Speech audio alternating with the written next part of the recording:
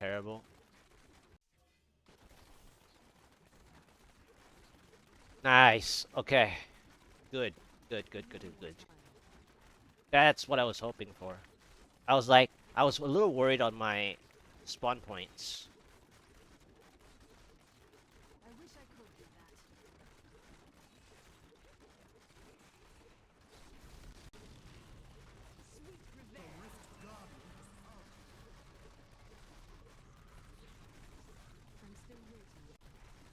Nah, you're not gonna follow there. It's fine. I'll use this Oculus Ring instead. Charge, charge. My freeze.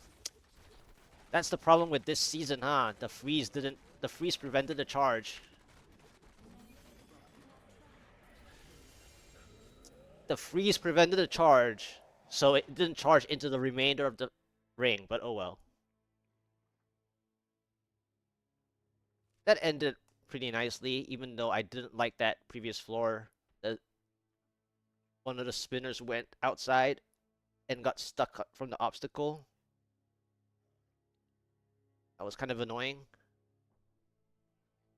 But it ended up being okay because I would have gotten probably too much progress percent, and then I would have accidentally spawned um, on the previous floor, and then I might not have seen this pylon as the, well, whatever, Neo 99, sometimes 97, 98, and 99. So luckily, it ended up, hindsight here, but it still ended up being, I think, it worked out.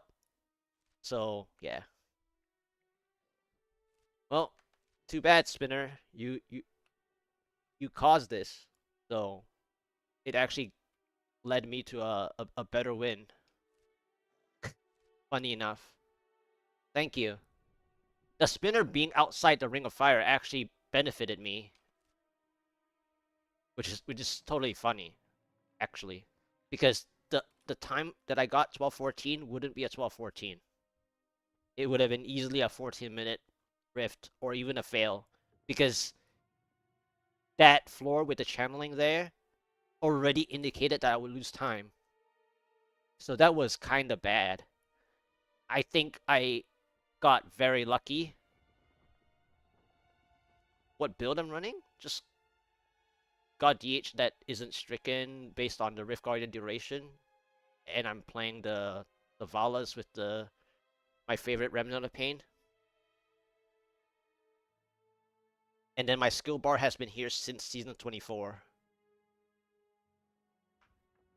because I love Vanishing Powder cooldown myself. My muscle memory is Vanishing Powder. I can't play Special Recipe because I press too often my number 2 alongside my Hungering Arrow being on number 1. I actually press 1 and 2 very often to the point that Special Recipe overdrains against Preparation Focus Mind. So a lot of times most people would also play Special Recipe and they would go, like, let's say around the 25% mark pretty often. I would go past that, which is bad based on muscle memory. So my choice of Vanishing Powder as well as Wolf, because I don't play Special Recipe, I don't need preparation, right? And so this plays into the Sliver of Terror that came after season 24, which was 25.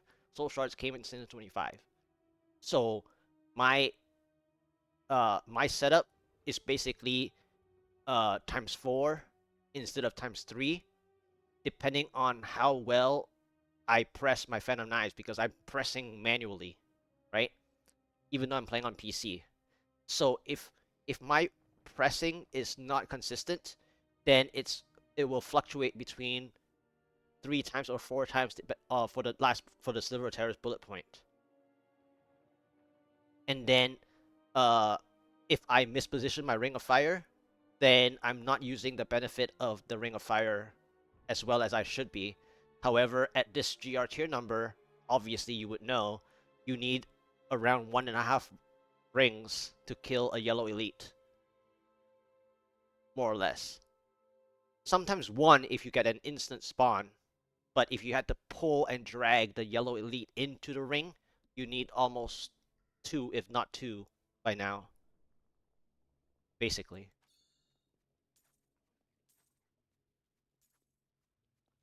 But my skill bar has always been this way ever since season 24. Even at the very end of season 22, in fact. I took a break from God DH in season 23 when the mirror images uh, Firebird popped up. So I actually took a break from God DH in season 23. But my skill bar has always been this way ever since season 22, end of season 22. After I took out the dead skill vaulting. Because I used to vault away from the wall because they would always wall me, and they would wall me like the inside of the wall, not just like near the outside of the U shape. It would wall me like inside. So I would have a dead skill vault, but my vault is to vault faster out of the wall U U shape, as well as vaulting into Oculus rings, more than just strafing cat and mouse with the Oculus rings, because a lot of times the Oculus rings uh that I see people playing, some people play cat and mouse with their Oculus rings too much. You go left, by the time you go left, the Oculus ring is gone, and then the next one spawns to the right. So you're always chasing Oculus rings. So I used to have vault back when God DH first was in the application, because we're so used to vaulting for the other builds most of the time.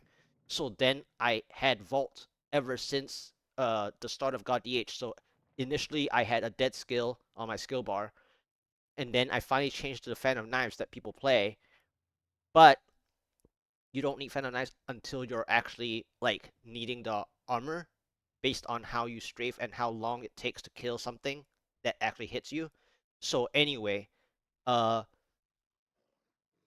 I had this skill bar the whole time because of the choice of my smokescreen, which matches the Sliver Terror even before it existed. And I've had Wolf because, I don't like support, but in solo I play as though I have a support. So my Wolf timing is bad because I don't just apply it whenever I see an elite. I just press it however I want, and the Sliver of Terror makes you press it whenever so that you maintain that bullet point anyway. Um, and so my skill bar has always been this way, even before Soul Shards.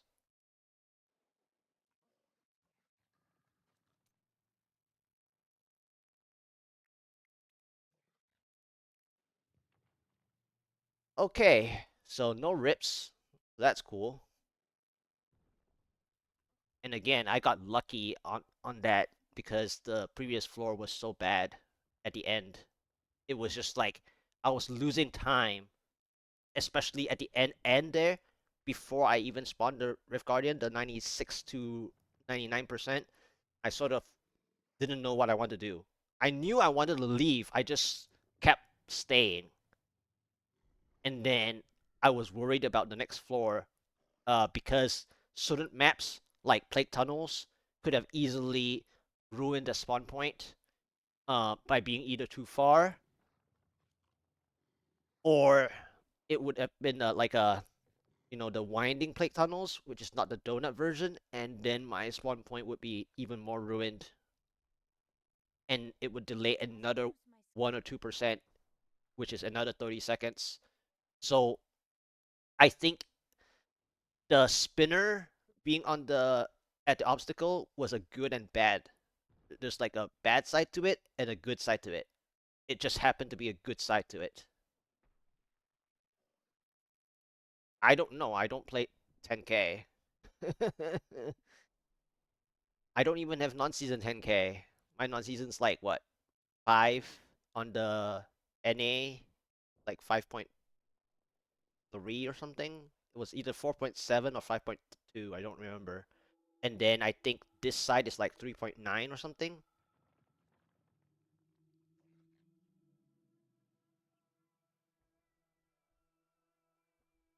Well, it depends on the builds that reflect, right? Or you have to like play the Oculus ring or ring underneath it, you know, or your ring of fire, depending on how you play, where you get spun at. And then obviously, if you play certain builds, you have to run instead of spinning. So I've actually started practicing it to where I don't want to spin, and so earlier I actually stopped spinning. I actually used to play even less, even more scared against spinners because if the Remnant of Pain does not freeze them or like deter them from spinning as a chance, then I keep spinning and I get a cheat death proc immediately, right? Or I would strafe far away, like in the opposite direction while strafing, and then I still get caught, So like I started actually playing a little bit more strategically by risking my Taeguk stacks against spinners, even though I'm risking against the other density that's around me, right? So it just depends on now instead of spinner ads, the problem is whether your build takes forever against the yellow elite though. So if your build is not good at fighting the yellow elite, you're gonna waste time anyway. So it just depends. And then how well you use Oculus Rings, right? Because I mean, people should be practicing Oculus Rings quite a bit. If you don't get enough Oculus Rings, you're not gonna kill what you need to kill. And then if the spinners keep popping up, well, if they're teleporting too, which is even crappier, they would teleport straight on top of you. So you would want to avoid it if they are if the affix of the elite you spawn has teleporter. Chances are, if you don't instantly kill them already, the spinner adds, then they teleport on top of you. You're gonna be in more trouble than you asked for, right? So you're asking for trouble by um by being there in the first place. So it's a matter of whether you can instantly kill them or not. Oops, I didn't take a screenshot properly. So you'll hear another beep, sorry. Alright, let's go. No rips 140. And I myself like to skip spinners myself. Aside from Remnant of Pain helping. So Remnant of Pain does help. Yeah. In 4 player, it's a lot of issue, and well, in group play, um, like, well, God DH isn't part of the group meta, right? But I play in groups, and I always say, "Oh my God, it's spinners," so I dodge away so that I'm not gonna kill the other people. It's not just I'm not worried for myself necessarily.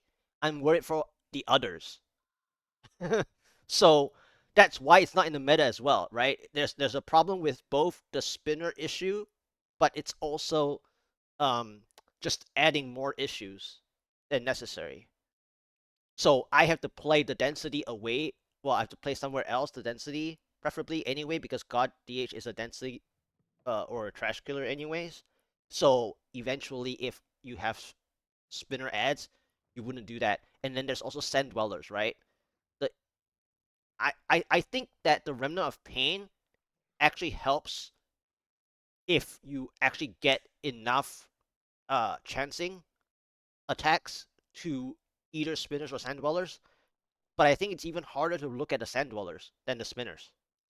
You're actually able to fight spinners better than sand dwellers. The only issue is that other people probably kill the sand dwellers faster than spinners, so people are scared of spinners.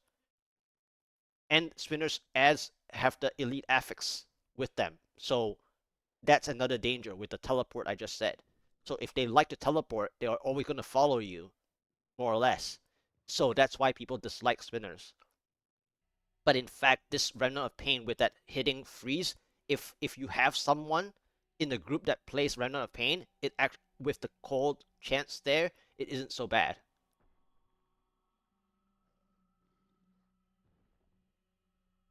But if there's nobody playing this, then it sucks. Thank you so much, Godly. Thank you.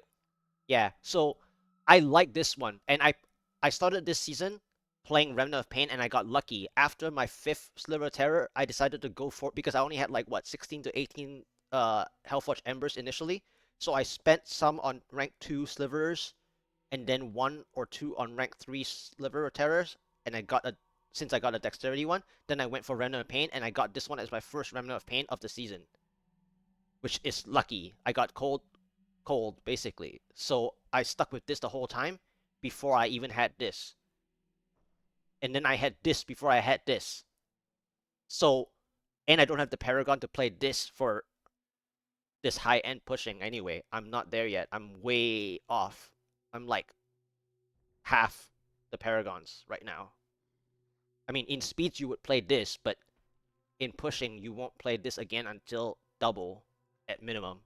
So, therefore I'm playing Valas as my usual, and I'm a Vala player myself personally. Than Fortress. Now I use Oculus Rings like a Fortress player though, or at least some of the backward Oculus Rings is more of a Fortress player. So in terms of Oculus Rings gameplay, I'm more like a Fortress player than a Vala player. But in terms of the screen size of density, I play I play more like a Vala player. What soul shard do you have if you don't take this one? I mean, I've never like truly tested every single other kinds of soul shard. Usually only these two, right? But like the problem you have with this is that a lot of people play the Essence of Anguish, and they one thing that they don't consider, right, or they never really consider is that during their speeds, you have to choose, and hopefully the frames that the monsters spawn, it has to be positioned to where the death blow is actually helping you. So God DH often clears, let's say, too far away from you, right? Like let's say on the sides. If the monsters are on the side and your path of strafing is forward, but you're killing things off to the side, right? You're getting the death blow to the sides. Now, if you have the paragons, you want to you can use this with the death blow to help you with like reducing HP still, but you have to like it's kind of like the Oculus Ring RNG, right? Where a lot of times you play cat and mouse with the Oculus Rings. So this death blow is kind of the same thing depending on your paragon. So if you have high paragon, you can play this death blow. The only question is I don't know how often this death blow gives the percentage at this high tier. But if you have the paragons, you can kind of justify if you can kill fast enough.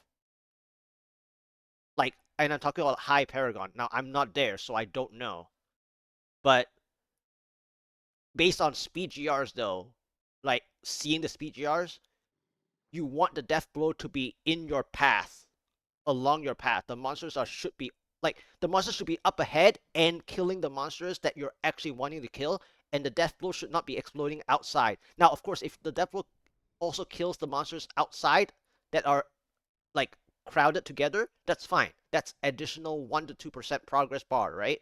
But if your death blow is always affecting something else, then you're not actually using the death blow. You're using your own damage, literally anyway. I have no clue. Whatever you can kill fast, right? I mean, if you can do the death blow. Now, I mean, it's kind of like the helmet, right? In some sense, like Sliver Terror is nice, but if your skill bar isn't like taking advantage of the fourth, well, I don't know about multiplier, but let's just say the four like 12.5 times 4. So you want 4 skills that are like on cooldown, right?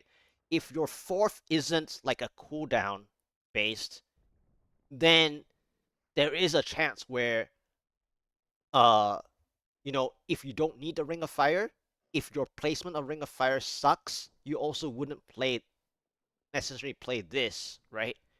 But at the same time, because the skill bar is consistently 3, sometimes 4, Sliver Terror matches more, right?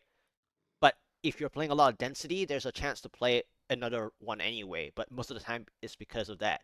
But for the weapon, I think Remnant of Pain is stronger than anything else because a lot of people don't work on the crit hit chance a lot, and you get 100% crit on the ones that get, that bullet point.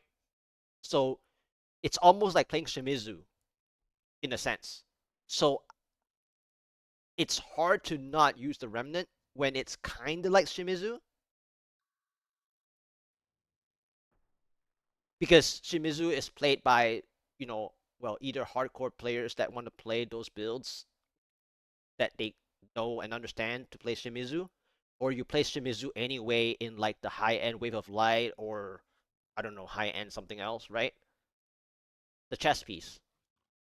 The chess piece that goes with the under when your health is what like maintained below 25%, you do all critical hits or something like that. So it's kind of like that, but without the health thing. So this bullet point, this Remnant of Paint's bullet point, it's kind of like that.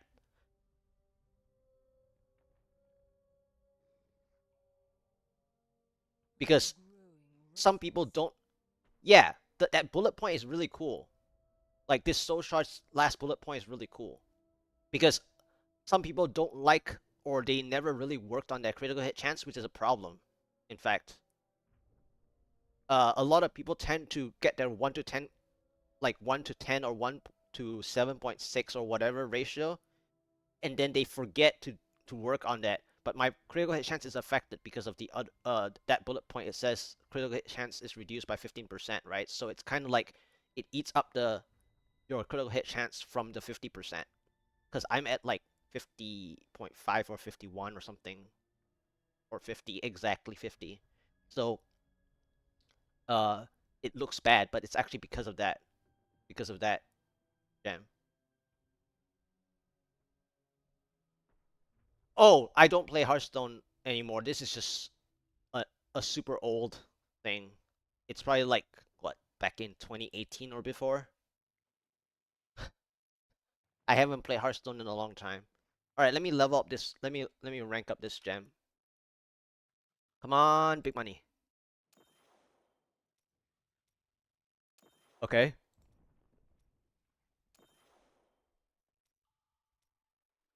Wow, what a day. My gems are on par with my push tier number now. What a day. They have been great. These 60% have been great. And see, this is why I love pushing and not just getting the gems upgraded as a support, for example. I mean, if I play support, I would have done it like since the beginning, right? And just go through with that way. But the part of the excitement is when 60% actually work. Now, a lot of people don't like even 60% is because of the 80% and 90% fails actually. When Urshi has the 90% click and it fails more than you think, even the 80% or 70%, it makes people feel bad, so they prefer clicking 100% or clicking nonsense, right? So when clicking nonsense is because you don't need it or that you can just play in a group and get the 100% if you want, more or less, unless it's up to the high end where it's going to be 60% anyway. So that's why I love upgrading my gems like that as I push. It kind of gives you that excitement, and I love that excitement. Now, when it fails, it sucks, right? It obviously sucks because you wasted like 12 minutes doing that. But like at the same time, when it doesn't fail like the 90% does a lot, then the 60% actually feel worth it because at the end of the day, when you reach up at the 148, 149, 150, when you click those gems, it's going to be 60% anyway, for example. So a lot of people who may not have reached there ends up kind of like regretting their whole 60% notion. Uh, Zeiss is usually matched with um, Augilts, I believe, usually. Um, and that is to also impact the approaching kill to the elite pack, especially in speeds. Now, uh, if we are talking about playing Fortress, right? So I've seen people push, especially one or two of my friends. They like to play Fortress a lot in pushing since they farm Paragons anyway. So I mean, not to say they farm like 6K or anything. They farm like 3 4K. And how they like to play God DH is like they would like max range like 3 or 4 monsters while having an Oculus Ring like near them, right? So if you're playing like let's say your Oculus Ring is over here and the monsters are over here, right? And you play Fortress, so if you're playing this max range style, then Zeiss is actually decent. But you have to be purposeful in the way that you play such that you consistently get an Oculus Ring that's in the zone or in the screen that you've previously cleared. Because otherwise, it would be the same thing. You're just going to struggle on damage. Because Zeiss is so positional where it's a risk, right? It's a risk versus like one of your gems, right? The Taeguk usually, for example, or it could even be against the trapped, depending on whether you play certain passives. So, uh, I played this, for example, to give me a zero point 0.6 chance more often, or something like that for the trapped, more or less, or even for this specifically. So it's just like I use a passive and stuff, but like in terms of Zeiss, it's just well, I just hit 140. The funny thing about your question is I just reached 140.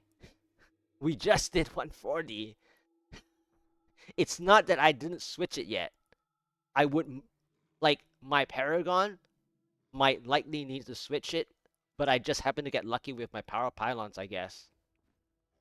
But that's the funny part about your question, though. I literally just started doing 140. So that's the funniest part about that question.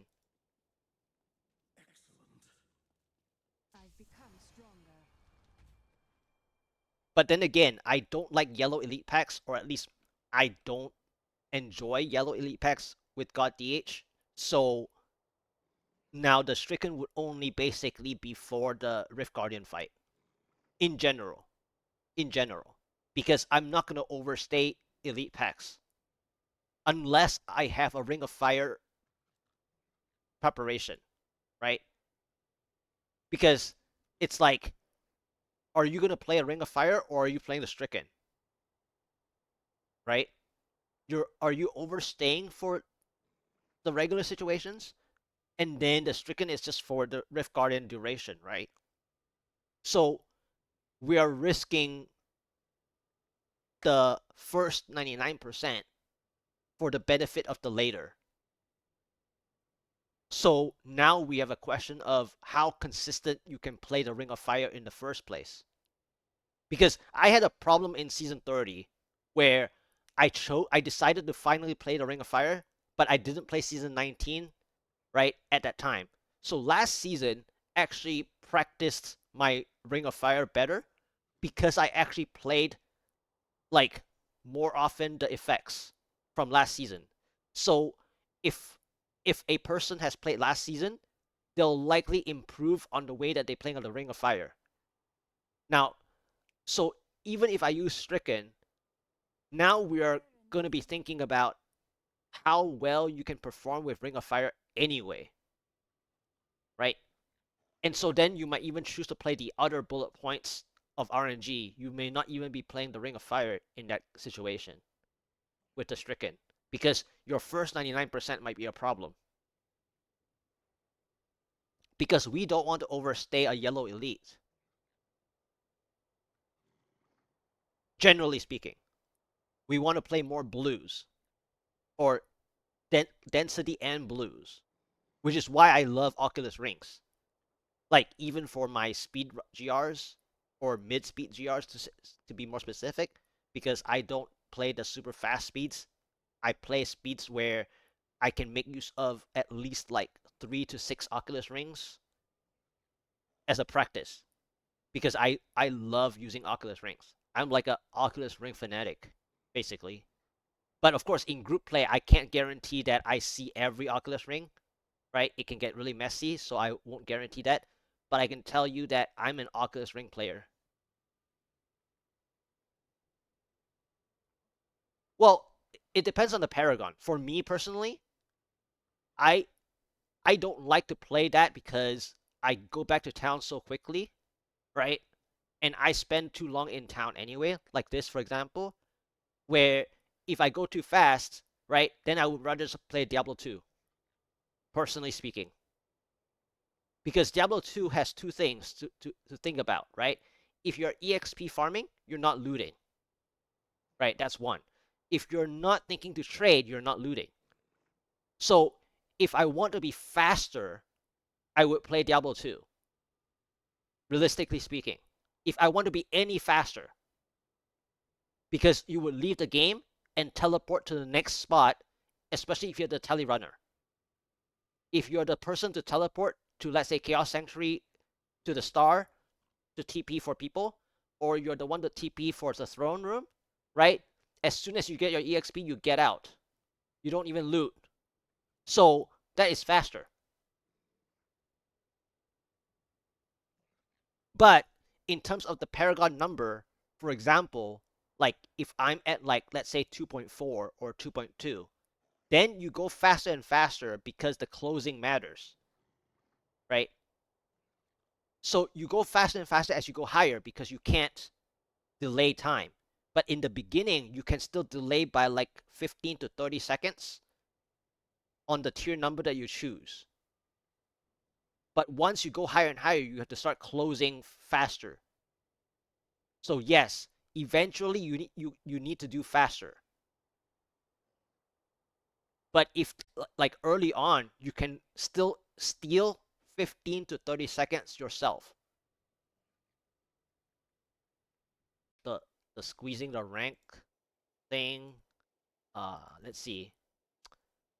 So this person is 1 second faster. This person is 3 seconds faster.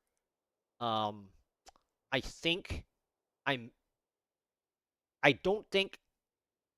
I don't think I could squeeze faster to get top 100 at that time. The rift that I was given. I already sped it up with power saved for the Rift Guardian. So the only ways if I had did I get a shield this time or was it the 139? I think the shield was 139, right? But anyway, uh, it has to be a bigger shield play or whichever one it was. Yeah. So I couldn't get top 100 because had I did, I needed a better pylon for before the power pylon, even for the save for the Rift Guardian. Yeah. So at most I could have been uh at most I think I could have been 102 had I played better. Yeah, I'm on the EU side because I ran out of space keeping certain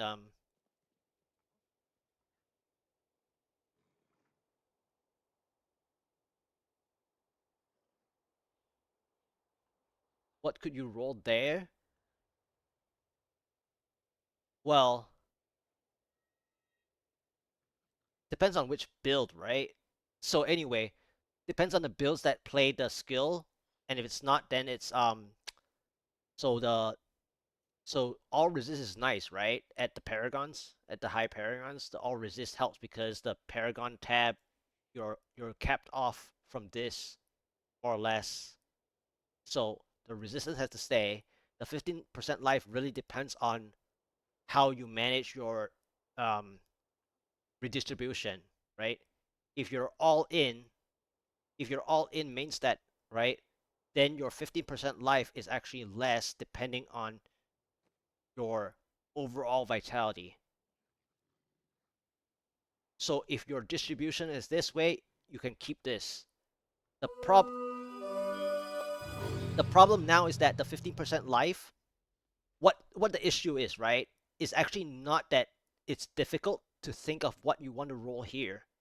The issue is the RNG of the Mystic.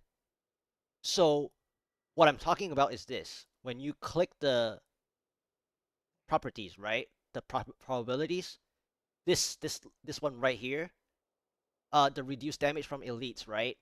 So you're fighting more elite packs for the bigger open maps, especially for your big pylon play. So elite packs tend to be the problem. The elite affixes tend to be the problem. The the biggest issue about certain roles that you see, thank you for the follow by the way. Um uh and like the biggest issue at the Mystic is the chance that this reduced damage from elites. Normally for me, I've played this game not that much compared to other people, but I've seen where you either get super lucky and get the reduced elite right away, right? Like when I say right away, it's between the first roll to or the first 3 rolls to the 11 rolls. Anything past like 11 to 15 rolls, it's pretty late already for the reduced elite. So in terms of that 15% life, the issue comes down to, are you playing like a super screen of density, or are you playing a super screen of elite packs?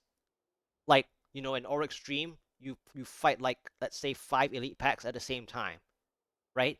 Then the reduced elite matters more because the elite affixes are starting to compound on your screen.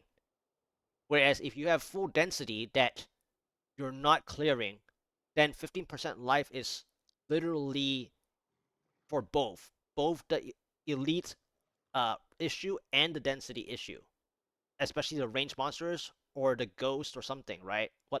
Whatever that is also based on your resistances like physical and so on. But anyway, the the tougher part of rolling that item that you linked is not so much the issue of what to roll here.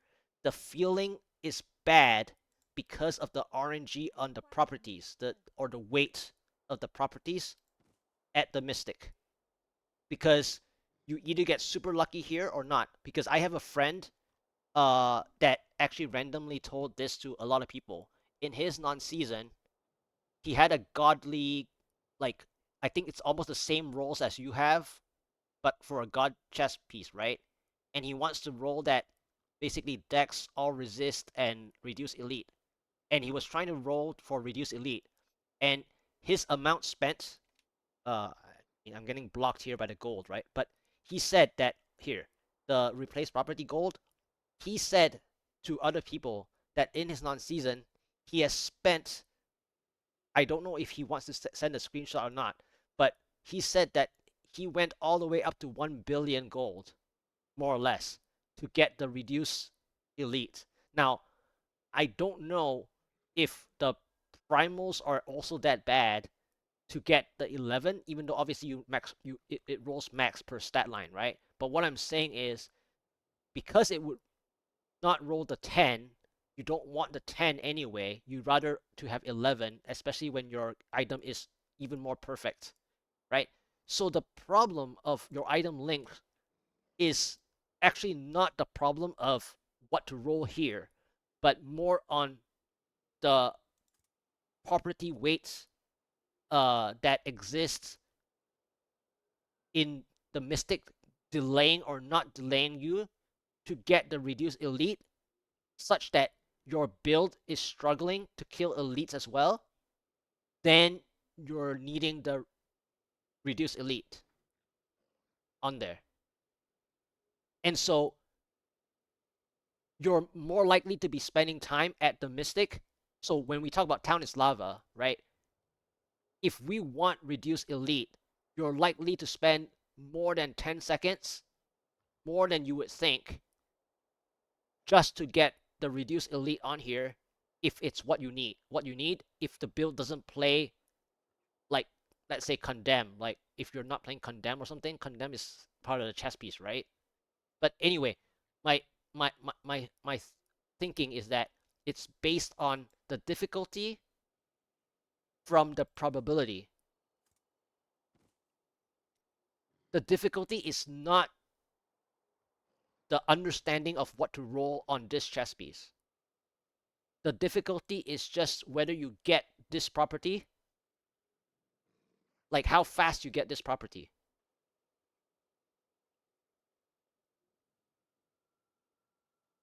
So hopefully I was long-winded there, but hopefully I got to the point.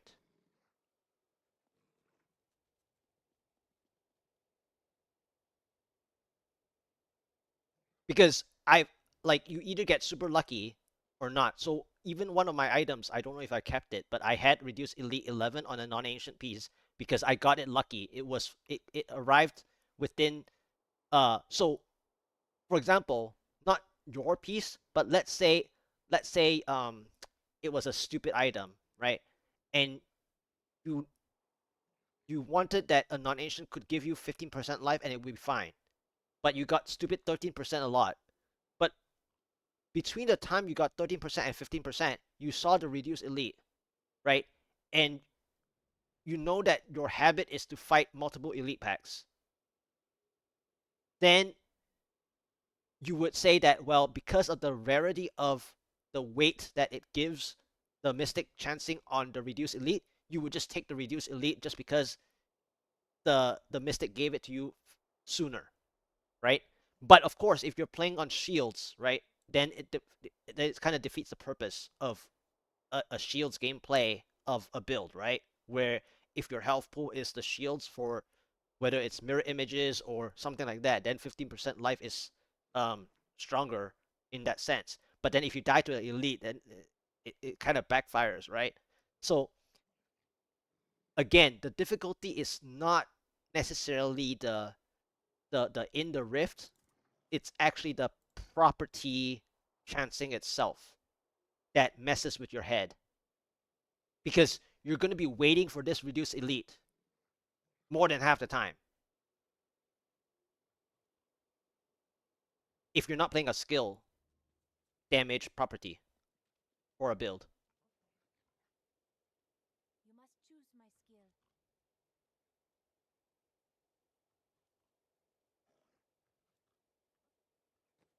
So yeah, I mean that's how I look at it. I mean the in rift is just depending on how you play and what and what the build can handle or cannot handle and at what paragon you are, right? But again, the paragon thing though, it's just a distribution because the percent life, right, normally is on one of your items, whether it's the chest piece or the belt, usually. Now it depends on how offensive the belt slot has to be, such that it cannot hold the 15% life, right? But if you already have at least one spot of 15% life, unless it's a build that plays upon shields, like I just said 2 minutes ago, chances are you only need one 15% life or 1% life part to gain enough benefit. So unless that is the only slot you have of 15% life, then you just stick with it. But otherwise, again, to repeat myself, the Mystic kind of delays your opportunity to get the reduced elite that you want. Or you're playing again the builds that have a skill damage in the chest and shoulders or something like that.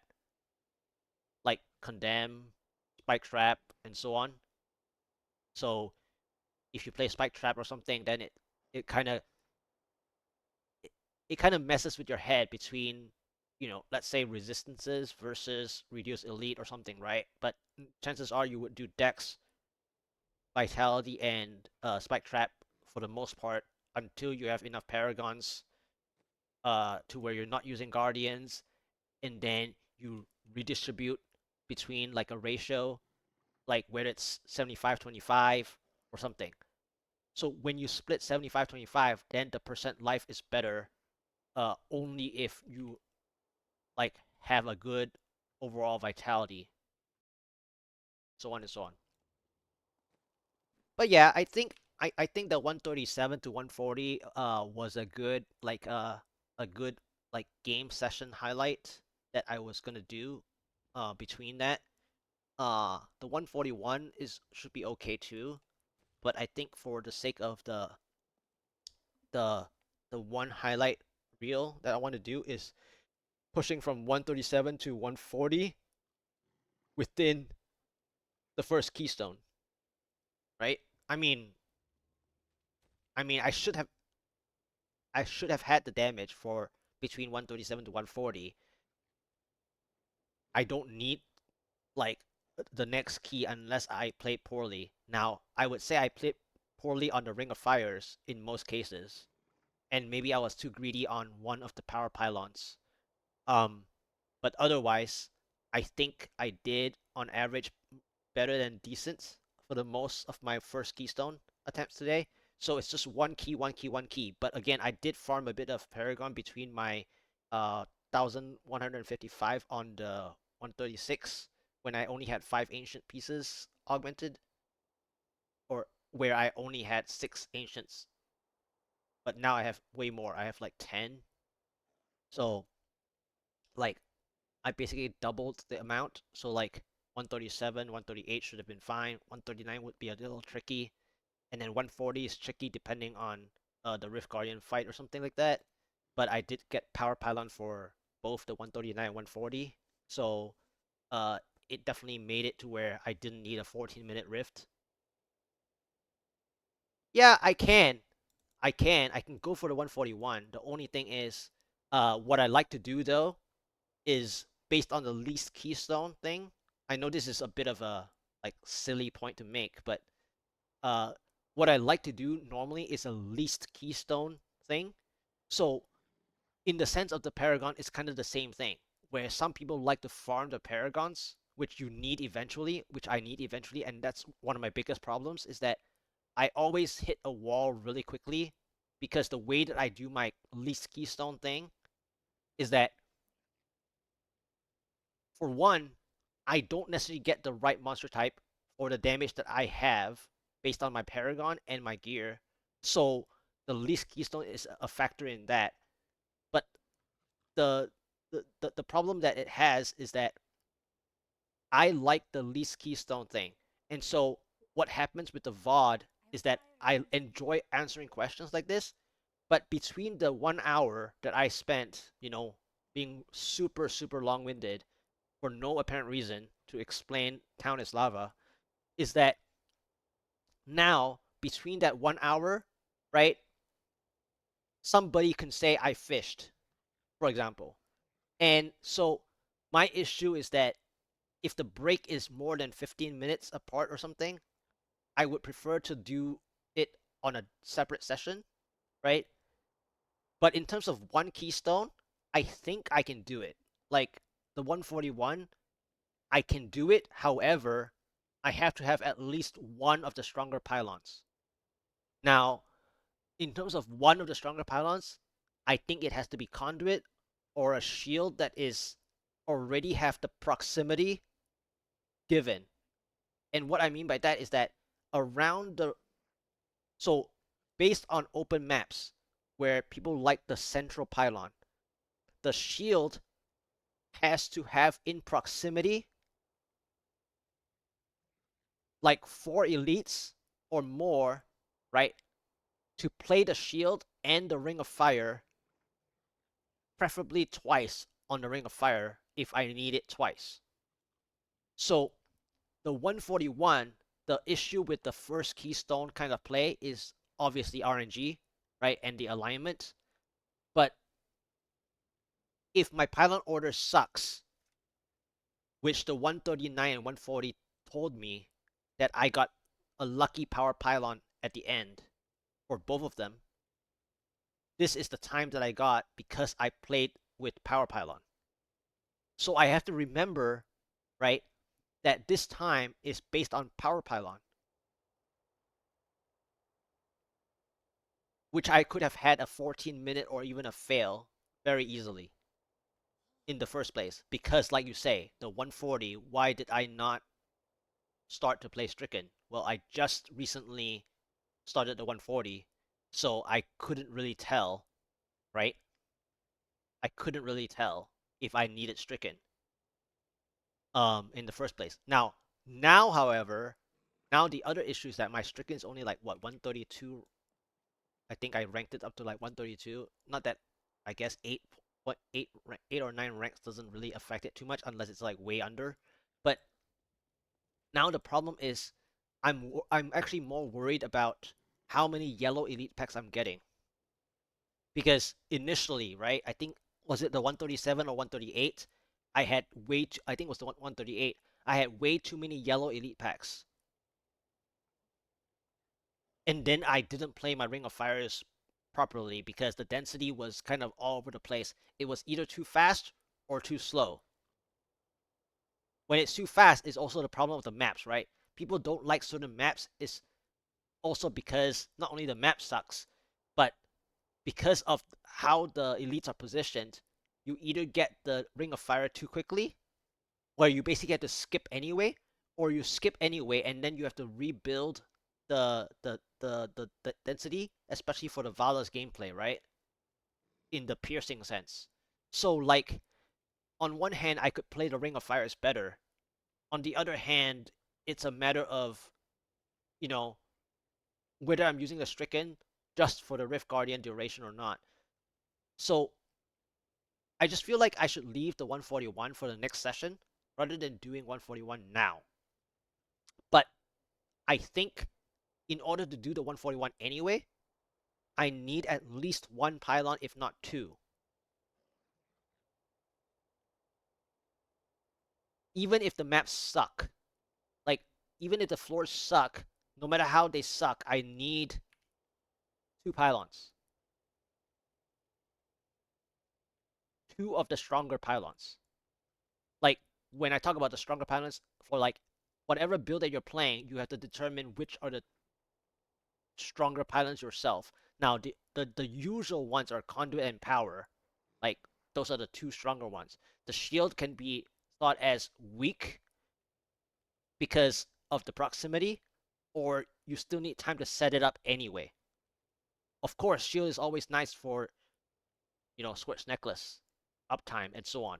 But in general, it still needs a certain setup, and that's why the quote unquote setup exists because for the open maps, the central pylon theory exists because the shield is like one of the ways that you can't gain enough is that the shield doesn't play enough in the value of what it is.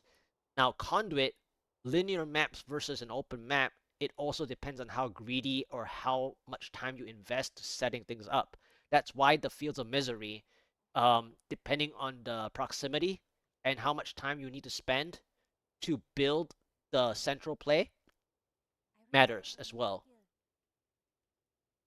right? Like some maps you can't play the central pylon properly as well because it takes too much time to grab everything closer together, uh, and so on. And so I know that because one time my shield, or at least one of the pylons, yeah, I think it was the shield. In fact, that's why I mentioned it earlier, is that I only saw the elite packs way farther away from the shield than it was. Basically, in order to play the shield, I needed to have had already halfway set up because I was losing I because you have to calculate the time that it takes to build the setup. It's kind of like a ramp up, like a ramping up. So because shield is weaker than conduit and power for the instantaneous. Now, power is also can be said weak depending on how it aims, right?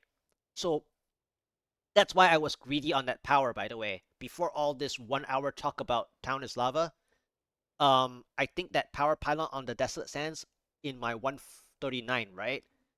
I was very greedy there because the density monster type was like those mixed kill rats or whatever. It was some random like BS. Um, Basically, it's not worth the power pylon striking those like random density, right? And it would eat up the shots of the duration of power. What I wanted to do with that power, because I was so greedy, is that in the way that you want the power to work, is you want the power to strike directly on the bodies of the actual elite itself. Yeah, I won't like based on my town is lava like this. I won't be having the paragons to do the 150, right? But um, but what I'm saying is that in my 139, that Desolate Sands Bridge power pylon, there was a play to where I could play the power pylon, but I have to strike at least 4 elite packs, like straight up. I have to kill 4 elite packs themselves in the value of the Rift Guardian duration, right? Depending on the tier number that you're doing, obviously. So if the tier number goes higher, then I call it the accountability of the stronger pylons. I remember one of my Strafe Impale pushes in season 27, I think. I had a really weird like cathedral where my conduit pylon was only 2 elite packs, and I still cleared like the 142 or something like that. I think fire. Um, and that actually surprised me because the Grand Cathedral was actually Ice Porcupines, which actually gave me a time lead or a break even that it didn't need the conduit to play better. But in terms of the conduit being a stronger pylon, 2 elite packs plus a bit is not enough because my follow ups were also bad. I think it was like conduit into speed into channeling or something, even though channeling does help with the Captain Crimson side of it. But like the conduit was just being the stronger pylon did not play enough because it was also a bad map, meaning the Grand Cathedral specifically. Now it wasn't fished or anything because if it was fished you wouldn't play Grand Cathedral unless it's like really crazy that you know of it. But anyway, the idea is that so for me 141 onwards, like I said here, in terms of my Paragon, I think I have it for sure for 141 and maybe 142, but I will still need a like the 2 stronger pylons to be accountable, meaning that they have to play at least 3 elite packs, whether it's linear map or an open map. They have to play at least 3 elite packs. The 2 stronger pylons. It has to be any of the 2 stronger pylons, and then I have to RNG the alignment where I don't get my channeling as the last pylon. Because normally I get channeling on the last pylon quite a lot, and that's like a kick in the nuts or something. Because at that point you're like, well, first of all, you're wasting time on a yellow elite. On top of that, you might as well just kill density and not waste time on an elite affix. So the channeling pylon is practically annoying in the first place. And then if it doesn't give you the power pylon, then the Rift Guardian duration is more stricken like. And so we have the problem with the accountability where the stronger pylons have to play at least 3 elite packs per stronger. And oftentimes the shield pylon more of the travel time or the setup time of the shield. So when we play the shield, you're actually wasting the shield for setting things up. Now, if however your build is squishy and you need the shield to set up the play, then it's still value. It just so happens that ate your time, and so it sucks in that sense. But so where it comes down to is that the shield in most cases you need to have something set up already, or you needed help in the first place. So this is where I don't like the shield pylon quite a lot, in my opinion, unless you have like a big play. So this season, uh, in my 124, even though it's not a push, right? It was so easy. I had a I had a keeps floor one, I think, and then uh, it was either a keeps floor one or some stupid floor one, and then floor two was Fields of Misery, and then I saw the first pylon from the Fields of Misery. Well, I think it was my second pylon because the first pylon was a speed in the keeps, I think, if I recall, or whatever. Doesn't matter. It was such a fast 124, and 124 is not a push, so it doesn't matter. But what matters was that the shield popped up, and I was like, okay, I'll just play it like a push, just for the sake of how the shield should go. And then I had so many elite packs that was just like right near the shield pylon, like within like half a screen. I saw two elite packs right away. One on the like northeast side, one on the north side right away, just walking up like a little bit. And then I just pulled them. And then as soon as I put them together, I had like two elite packs with me already. And so that was like four elites on me. And then I clicked the shield pylon. That's the fifth one. And then I had Ring of Fire, which because I didn't RNG, like this is not my first sliver, but my one of my other earlier slivers I used was the Ring of Fire. So I was using Ring of Fire for even the 124, which I shouldn't have. But in that 124, that shield was so cool because I played the Ring of Fire correctly for the five elite packs, but only three of them were on in the ring itself. But that shield pylon played five elites for the 124, so it was just ridiculous.